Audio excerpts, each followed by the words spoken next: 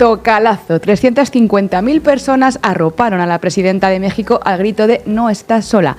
Lo contaba nuestra querida compañera Daniela Pastrana en su crónica de Diario Red. Este domingo 9 de marzo, Claudia Sheinbaum habló en el emblemático Zócalo capitalino por tercera vez desde que asumió la presidencia. Lo hizo ante la presencia de empresarios, de gobernadores de la oposición y con un tema central, ya sabéis cuál, la pausa de los aranceles impuestos de forma unilateral por el gobierno de Donald Trump. Si bien no solo se habló de aquello, eso fue una demostración de músculo político y de arrope popular. Vean.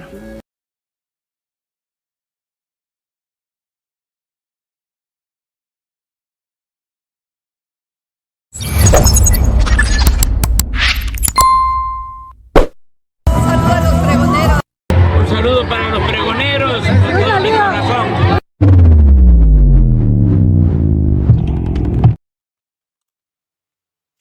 Amigos, bienvenidos a una nueva transmisión más a su canal, Pregonero Informa, servidor Irving Rodríguez, transmitiéndoles desde el día de hoy. Nos seguimos encontrando en este miércoles 12 de marzo del 2025. Si nos estás viendo por primera vez, muchísimas gracias por tu tiempo y por tu espacio. Solamente pido tu apoyo con la suscripción para que cada día podamos ser más en esta gran familia pregonera. Amigos, vámonos de lleno a la información. Vaya, pero vaya, que simplemente lo del domingo fue un verdadero éxito. Ya empezaron a hablar desde medios españoles sobre esta, pues digamos, asamblea informativa que realizó nuestra presidenta. Pues obviamente, para que pueda ser escuchada por la mayoría de los mexicanos. Como siempre, la miserable oposición utilizando cualquier tema para poder apacarlo. Primero, sí, desde este saludo que según no se dio y que según ellos lo hicieron de manera dolosa. Segundo, de un desafortunado accidente que ocurrió con algunos, hay que decirlo, compañeros, militantes y seguidores de la Cuarta Transformación allá en Oaxaca, que sufrieron un accidente, 14 personas, muy lamentable. No vamos y ni tenemos por qué ocultarlo, fue un accidente, pero como siempre, los buitres de la oposición empezaron a atacar. Qué lamentable es. Dicho sea de paso, la presidenta el día de ayer tuvo que callarle el hocico a Reina, a esta periodista nuevamente, porque quería meter ese tema por la puerta de atrás.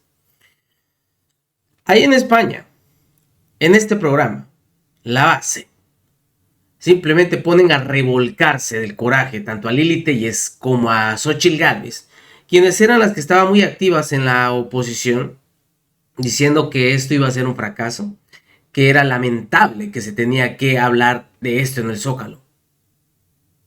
Pues así lo ven a nivel internacional y que se revuelquen con ganas.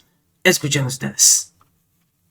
Contar qué pasó el domingo en el Zócalo con 350.000 personas presentes y también, bueno, cómo está siendo esas últimas horas de tensiones entre Estados Unidos y México a cuenta de aranceles, porque no solamente los del fin de semana, sino también los que pues previsiblemente podrían activarse mañana están sobre la mesa. Manu Levín, protege tu ático que está lloviendo mucho. Está lloviendo, ¿no? ¿Qué tal, Pablo? Decías antes que estabas aquí haciendo el editorial solo, pero quienes de verdad se han quedado solos son los camaradas de Atypical TV, Latinus, la extrema derecha mediática mexicana, que, en fin, no es fácil ponerse enfrente de una mayoría del 90%, pero hay quienes no desisten. Ira Finogénova, no me digas que no extrañas el sol de México tal día como hoy. Extraño muchísimo, sí, preferiría estar en el Zócalo el domingo pasado, que no paró de llover. Vamos a hablar del boomerang ese que tiró Trump la semana pasada y ahora está regresando y está doliendo mucho. Los mercados están ahí doloridos. Y hoy, desde Ciudad de México, contaremos con el análisis de Marco Teruggi. Arrancamos. Bueno, pues zocalazo. 350.000 personas arroparon a la presidenta de México al grito de "no estás sola". Lo contaba nuestra querida compañera Daniela Pastrana en su crónica de Diario Red. Este domingo 9 de marzo, Claudia Sheinbaum habló en el emblemático Zócalo capitalino por tercera vez desde que asumió la presidencia. Lo hizo ante la presencia de empresarios, de gobernadores de la oposición y con un tema central, ya sabéis cuál, la pausa de los aranceles impuestos de forma unilateral por el gobierno de Donald Trump. Si bien no solo se habló de aquello, eso fue una demostración de músculo político y de arrope popular real. Ni puede resultar afectado nuestro pueblo por decisiones que tomen gobiernos o hegemonías extranjeras. Pero tenemos muy claro que hay principios irrenunciables. No podemos ceder en nuestra soberanía. Ni puede resultar afectado nuestro pueblo por decisiones que tomen gobiernos o hegemonías extranjeras. En ese caso, siempre actuaremos de inmediato. Sin embargo, debemos estar atentos e informados por si es necesario nuevamente convocarnos a esta plaza pública. ¿Están de acuerdo? La aprobación de Claudia Sheinbaum alcanza este mes de marzo niveles espectaculares, 85%, la más alta de los últimos 30 años en el país, al cerrar su quinto mes de gobierno y en medio de las continuas tensiones con los Estados Unidos, ¿verdad, Ugasti? Los datos, lo decimos en la editorial, son del diario El Financiero, que va monitoreando a través de diferentes sondeos esta gestión. La aceptación aumentó 15 puntos respecto a su primer mes de gobierno en octubre, cuando llegó, ojo, al 70% de opiniones favorables y un 24% de desfavorables. Pero este es el índice de aprobación más alto, como decía Pablo, logrado en los últimos 30 años. Desde el 95, bajo la presidencia de Ernesto Zedillo, la aprobación presidencial no había llegado a esa cifra, destacaba El Financiero. Y solo el expresidente Andrés Manuel López Obrador había alcanzado el 83% de opinión favorable en febrero de 2019, según esta misma encuesta. La defensa de Sheinbaum de la soberanía mexicana ante los aranceles de Trump están siendo determinante para perfilar su legislatura. Para ponerles en antecedentes, este pasado jueves la presidenta mexicana lograba de nuevo la suspensión de los aranceles de Estados Unidos a las importaciones de México y Canadá, incluidas en el tratado comercial entre los tres estados. Así es, hay una nueva fecha, el 2 de abril, pero todo está ahora mismo en el aire. El acuerdo ocurrió el jueves tras una llamada telefónica entre Sheinbaum y su homólogo estadounidense Donald Trump. Recuerden que esos impuestos del 25% que Estados Unidos ya había propuesto colocar una primera vez, cuando pretendía activarlos el 1 de febrero, hicieron al gobierno mexicano salir a la palestra y defender su soberanía y negociar sus intereses con aranceles recíprocos y un recordatorio sobre la interdependencia entre ambos estados. Las economías de México y Estados Unidos estamos muy integradas y cualquier cambio producirá desajustes en ambos países. Esto le recordaba Claudia Sheinbaum a Donald Trump. También agradeció a las empresarias y empresarios con sentido patriótico y responsabilidad social que han apoyado estas medidas. En Washington deben estar muy poco acostumbrados a este ejercicio de dignidad y de trato entre iguales, de tú a tú. Bueno, ¿qué han dicho en Estados Unidos? Bueno, Trump anunciaba el acuerdo, primero verbal, tras esa llamada con Sheinbaum, que tomó forma como una orden ejecutiva que denominó enmiendas a las obligaciones para hacer frente al flujo de drogas ilícitas a través de nuestra frontera sur. Lo hizo a través de su red social, Truth Social, como una medida de cortesía y respeto a Sheinbaum, así la vendía Trump. La presidenta lo explicaba de otra forma en su mañanera de ese mismo jueves. Vean.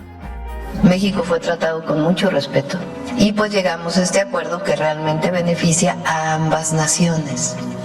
Después de hablar con la presidenta de México, Claudia Sheinbaum, acordamos que México no tendrá que pagar aranceles sobre nada que esté incluido en el acuerdo del TEMEC. Prácticamente todo el comercio que tenemos con Estados Unidos está dentro del Tratado de México-Estados Unidos-Canadá. Este acuerdo es válido hasta el 2 de abril, igual que a cualquier otro país del mundo. Y nosotros contestamos lo siguiente: muchas gracias al presidente Donald Trump. Tuvimos una excelente y respetuosa llamada en la que coincidimos en que nuestro trabajo y colaboración han dado resultados sin precedentes en el marco de respeto a nuestras soberanías. De haberse mantenido los aranceles, nosotros nosotros hubiéramos tenido que responder el domingo. Se puede colaborar, coordinarnos, hacer muchas cosas juntos, siempre en el marco de respeto a nuestra soberanía. Bueno, volviendo a la concentración en el Zócalo del domingo, Sheinbaum también aclaró que el riesgo no ha terminado, por lo que pidió al pueblo mantenerse atento a nuevas convocatorias. Fueron 45 minutos llenos de mensajes muy claros.